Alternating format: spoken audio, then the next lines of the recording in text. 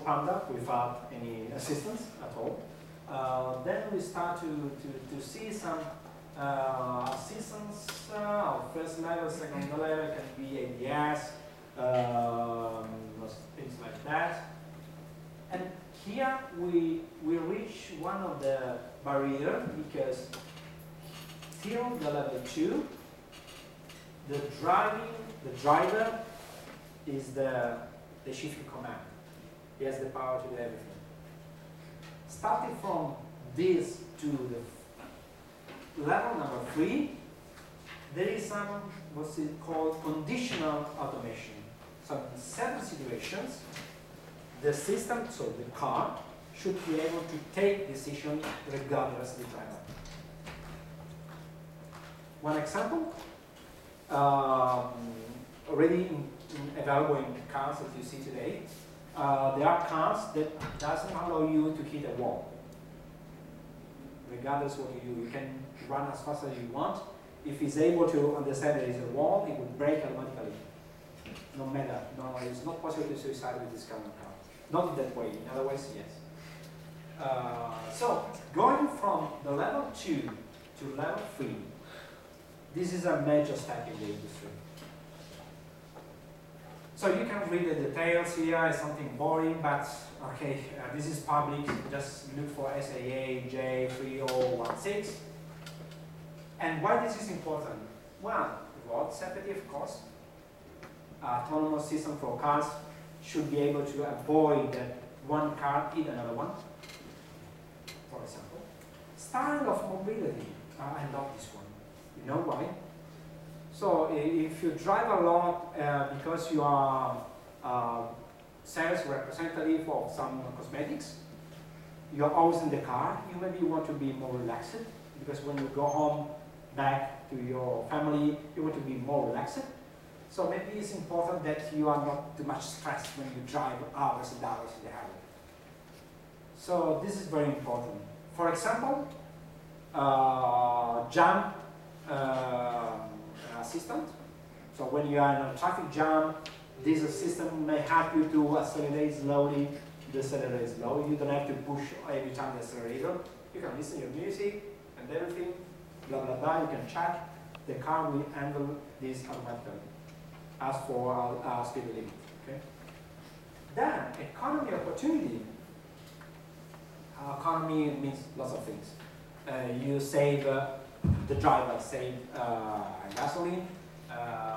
Can also do, don't look into these things of automated driving only for private cars. This can be also trucks, buses, agriculture, okay, mine and seaport systems. So economic opportunity can be for the driver, but for the company that is able to perform maintenance with in a smarter way, because you can handle automatically the information of this truck is breaking something. Just take the, you can say the truck, go to the workshop and get repaired automatically. So I don't have to recover the truck 1 mile away from my site. Okay, these kind of things. So this is the motivation of the benefit that moves toward autonomous driving. But I think that this is obvious. We can save lots of lives. And this is actually one of the first motivators, because this is a study from the European community from 91 to a couple of years ago. These were, in 91, the fatalities in the European community, 76,000 people. Since we started to use ADAS here, can you have a guess how many fatalities were in 2011? Can you have a guess? More? The same? Less? Less? Yes. From 76,000 to 25,000. I think it's quite a good news. Okay, So this is one of the things that motivate people also to work in ADAS. Okay, so let's see some examples, just examples. This is an example of Scania. They developed an autonomous emergency braking system, so level 3.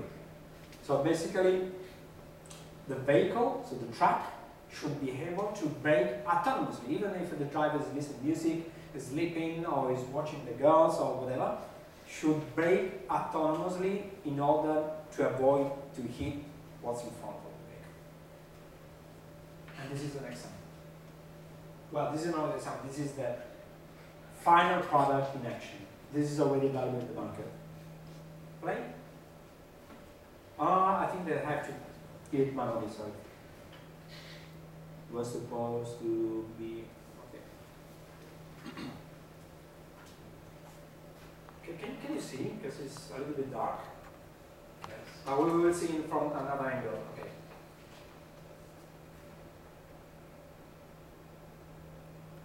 So the driver is like that, hands off, pedal off, doing nothing, absolutely. Or maybe just pushing the accelerator to the maximum. So this is already in the market. These are other examples. This is pedestrian detection. So the car is able to understand what's going on. This could be a car, that could be also a truck, or any sort of vehicle.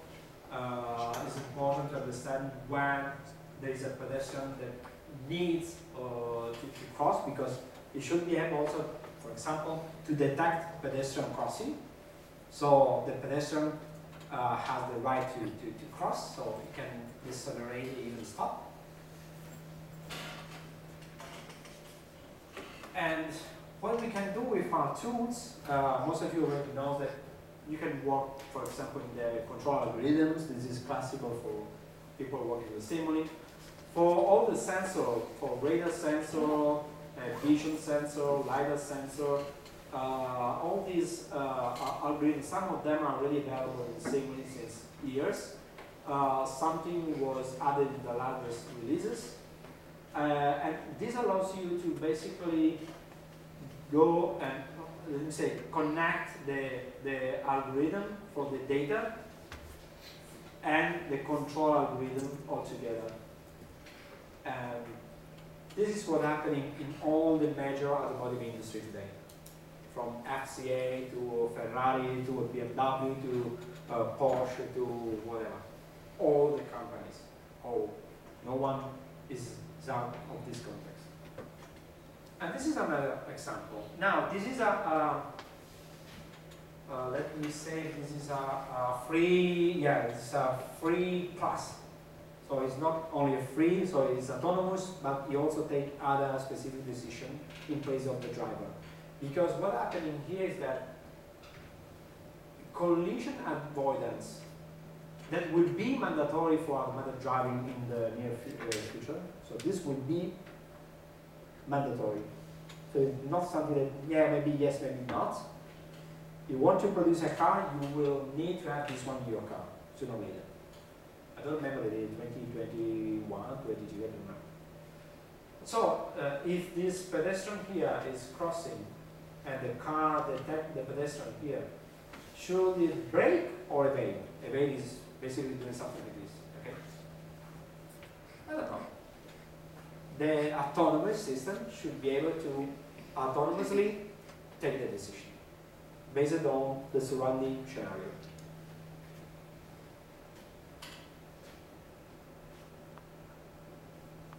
The driver is doing nothing. He was talking to the girlfriend and saying, no, I don't want to go to dinner over there. I don't like it. And suddenly, this happens. So, let me play it again. So basically, you see the lanes here. Woo! It was inside the lane. So I was able to detect that, yes, I can do this without damages because there is no car coming in, there is space, and I can do that. Otherwise, I would brake. I will very likely save the life of the guy. So okay, in order to have all the automotive company to handle this kind of thing, yes, a question, good, a question, oh, come on. In this case, what happened? What would happen if the guy goes further? Did go further? Will be killed, probably, because it was too late. I don't know, really. This is an application made by Mercedes. And you can't, the algorithm is not able to foresee all the situation because the guy was hidden by the truck parked on the left. You see here, here. Mm-hmm. So the car is able to detect this guy just when he is here. It could be too late. It then have to take the decision. The kind of decision in this case is, should I brake or should I evade? Because if I can evade, maybe I can save the life of the guy. Maybe not, because I can hit. So here is something problematic from the ethic point of view. Because someone already arguing about if in such a situation, if in place of the car there were another car, okay, with other people, what is best? That I eat that car or I eat the other car coming from the other lane? If I have no choice, I have to eat something because I have no choice. It's too late. This is ethics. So I raise the hands. This is something that I cannot reply. This is a big problem also in the US where Tesla is working a lot and Apple and Google as well. Yeah, this is a problem. How and why the autonomous system should take this or that decision is a big problem. So, to help customers in the automotive industry to handle this kind of things, except for the ethic aspect, we came out with a new tool in 17A, so just 1 month ago, 1.5, which is called Automated Driving System Toolbox. No ADAS system toolbox, automated driving. So you remember, AD, automated driving. This is the key sentence. What you can do with this tool, since this is new, it's the first release, so it's not complete. It will never be complete because we will always be having things. But what you can do is basically things like sensor fusion. So you have detection from radars, from vision. You don't want to have hundreds of detection. It's something you want to have the information of here is the car. This is one key problem, especially when you have radar detection, because radar detection gives you too much information and you want to clean it up. And you can also do ground truth labeling. This is a major problem of all companies handling model for detection of cars, pedestrians. Why? Because do you remember at the beginning when I showed you how you can perform detection and classification? You need the data. So you need lots of images where you say, this is a car, this is a car, this is a car, this is a car. And who is going to do this? I'm not going to do this for 1 million images. Are you going to do that? No one can do that. But it happens that all the measure companies have lots of videos because they do test drive a lot. They have all these videos. Instead of taking someone and doing frame by frame the classification of the cars, you can do something smarter with this ground truth labeling, which is I take the first frame where there is the car, I label the car, and then I say from this frame onward up to a certain moment, for example, follow tracking. You know that we saw before, the tracking phase, exactly the same. Track this car and add the label in each frame and with this information. This is a car, this is a car. So you will get thousands and thousands of frames with car labeled, and you can use this to train your model to detect cars. At the end, what you can get is something like this. This is a full example of collision avoidance warning. So these are all the sensor data coming from the various radar. And you see that at a certain point red, it detected that the car is coming near too much fast. Okay, so this is a full way to do an example. Can be used to get a quick start with the tool. And there are other things that you can do with this new tool is, for example, scenario generation, which is I don't want to go because I can't, I don't want, it's forbidden or whatever. Get real data, but I want to have a scenario where I can generate synthetic data. So you can use this scenario generation where you can create a cuboid world with cuboid cars. You can put virtual sensor on top of this car, and you can see how this sensor see the world. It can detect or not the car passing by, yes, no, and so on. Okay? With this, I am done. If you have questions, since we have a couple more minutes, I can show you something, a piece of hardware that could be interesting for you. This is the right moment to raise questions.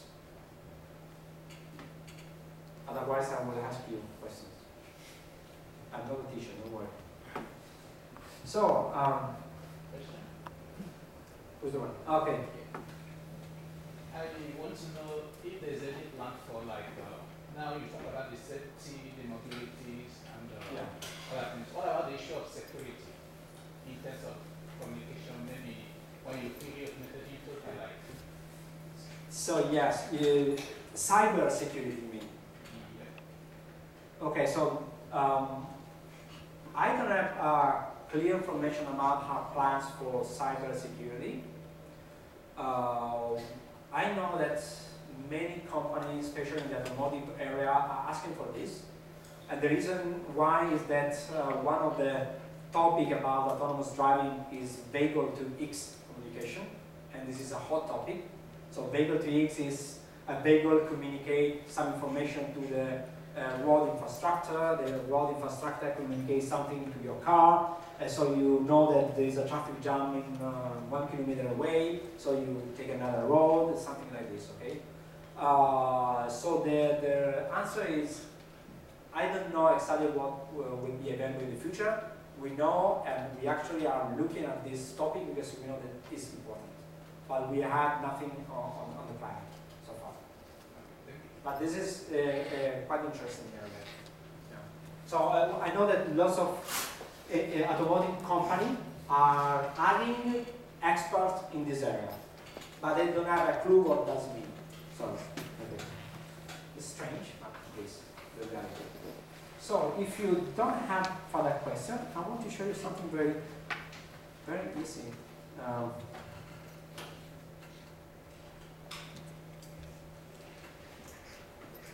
Tom, look, your friend, Matlab, 1780.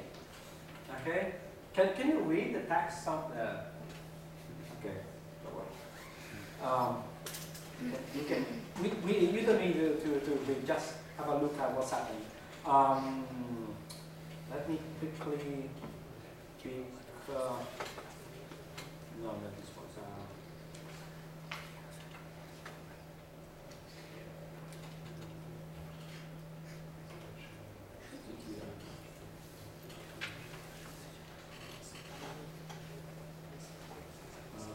So, let's do a quick example.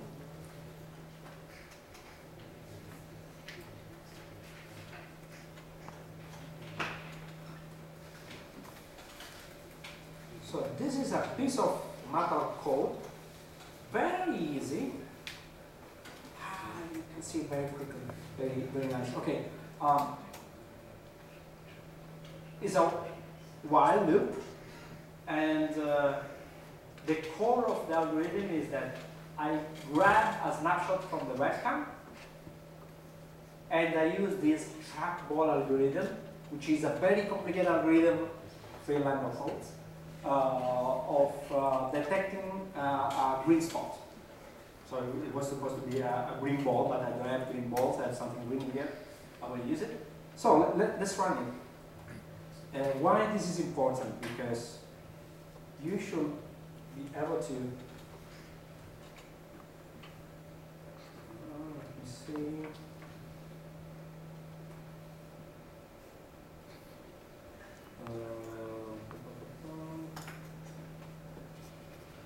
Is this connected? Should be. Okay.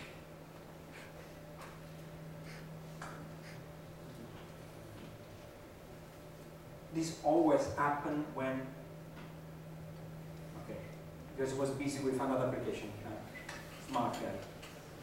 Okay, it is, and I'm actually, there's nothing really green here. Okay, maybe I should have, do you have something really green over there? Or I can do the trick here. Since I'm an engineer, I can handle everything. So I can do something like this. What is that? Blank document. And guess what? Insert a nice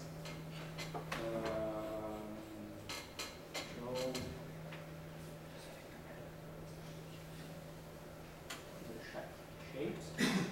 Maybe the flag. Let me see this one here. Okay, this should work.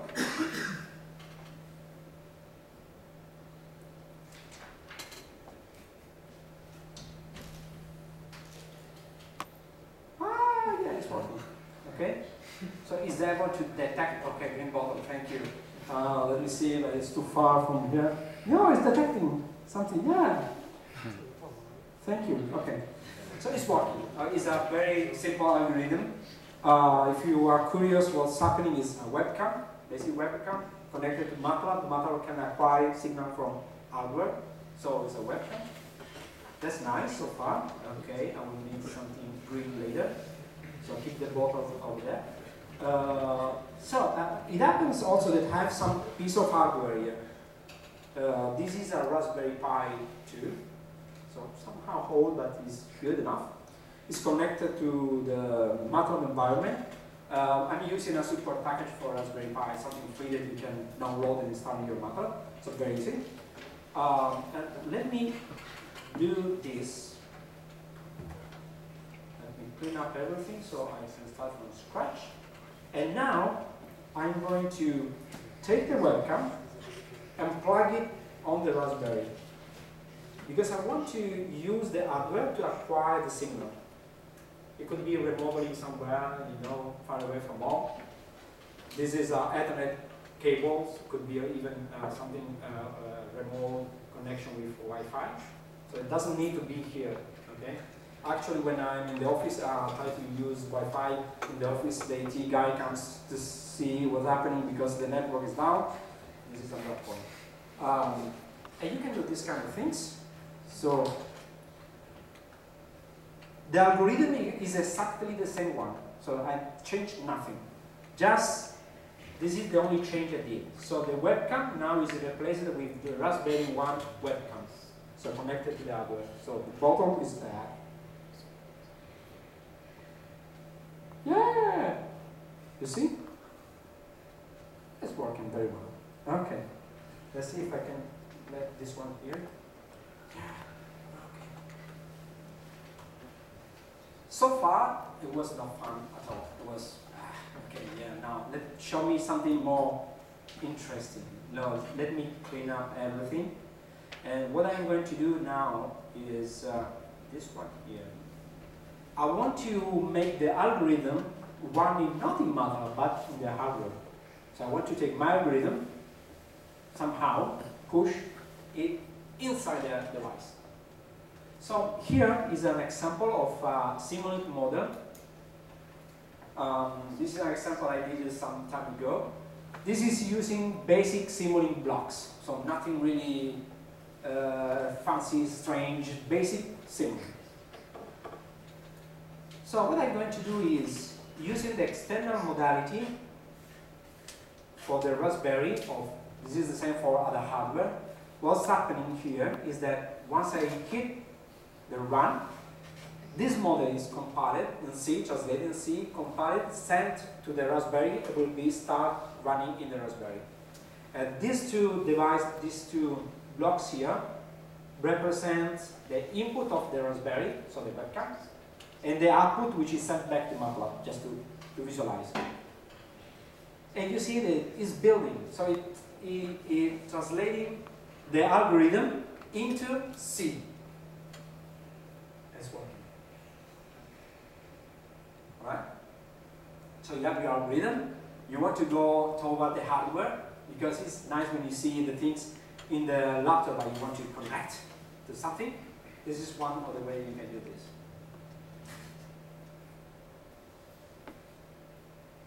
Okay? So the algorithm is not the same one that we did before. I rebuild a new algorithm doing the same thing with these white lines. But I don't want to do this because I want to use this exactly the same code I used before in Matlab. Can I do that? Yes.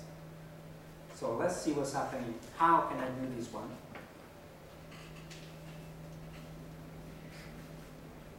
Let me clean up everything.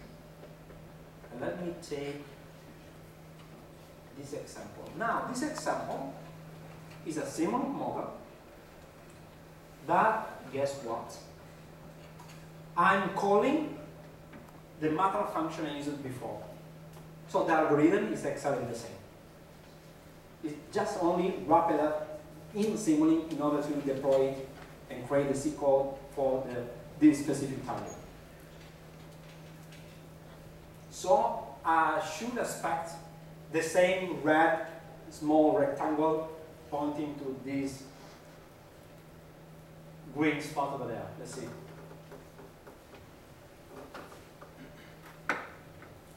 It's working.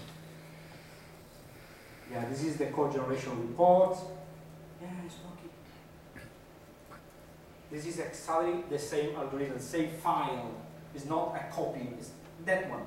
So if you change it, you can verify in Matlab if it's working, then you can see if your hardware, low-cost hardware is working. Then you can also do the same thing with more dedicated hardware. And if it's not working, you can go back and see what's happening. But you always have the same starting point, which is in Matlab environment or Simulink environment. The last one, and then I'm done, except if you have other questions, is another example, which is this one here. This is exactly the same algorithm, but I'm using computer vision blocks. Now you have all the tools, you have computer vision, come on, use it. And the nice thing here is that I can use computer vision for the simulation, and also in this case for the deployment, so the C code generation and deployment into the Raspberry Pi in this case.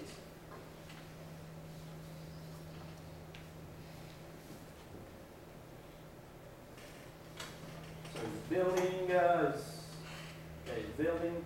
Now it's sending the file to the Raspberry. I will start very quickly.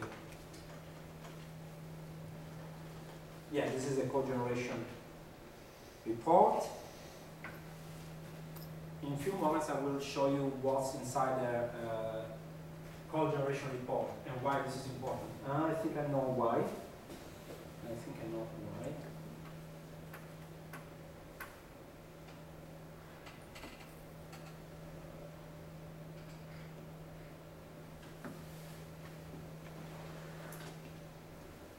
Quickly do it again.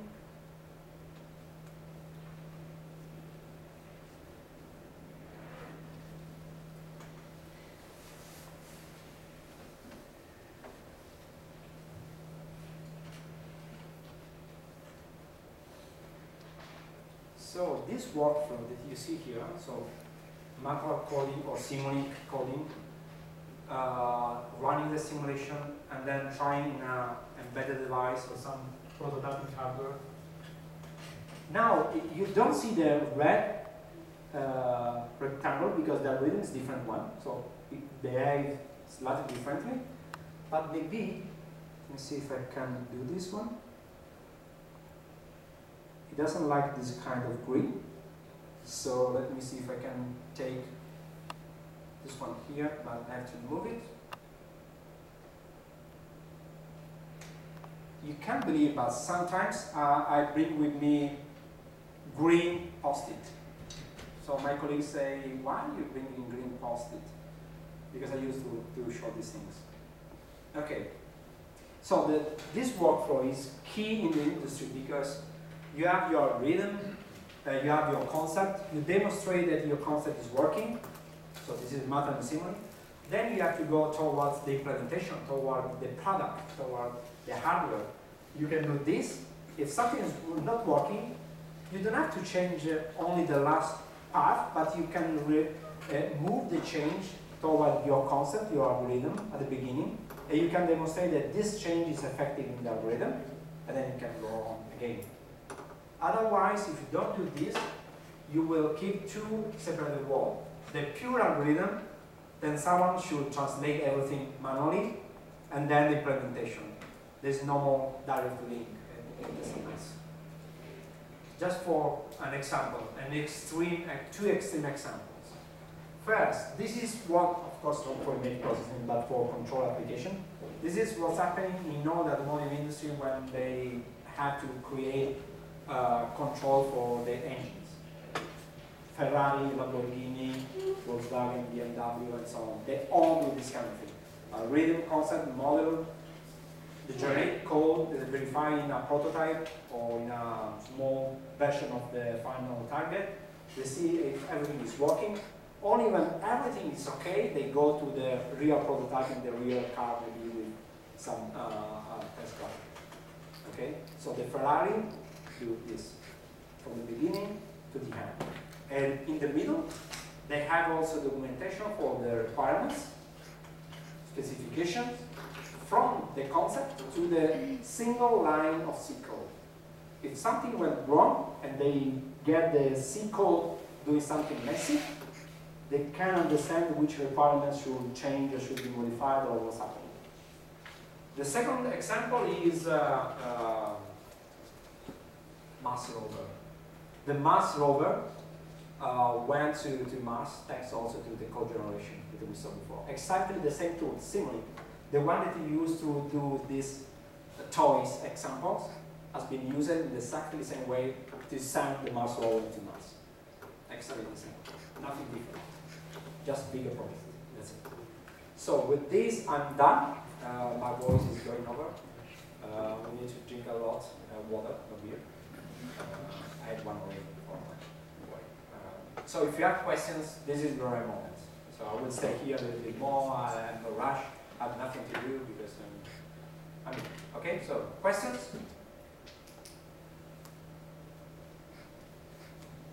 Not all together, please. Okay. Oh, please, wait a moment. Can you? I'm not going to climb over that. So can you forward this to behind you, please? Yeah. So the question is, do you support GPUs and do you integrate rész to it? So the GPU support actually is only for NVIDIA. So if you want to use GPU to accelerate your algorithm or to perform deep learning training, you need an NVIDIA GPU. It should be an NVIDIA with calculation capacity of 2.5 minimum, if I remember, but we strongly recommend a 3.0 calculation capacity. These are the only GPU that we support, so NVIDIA. We are working for something more specific for embedded GPU, but this is too early, and maybe next year we will kind of show you something. The same algorithm works without a GPU, and if I have a GPU, it will use it. So,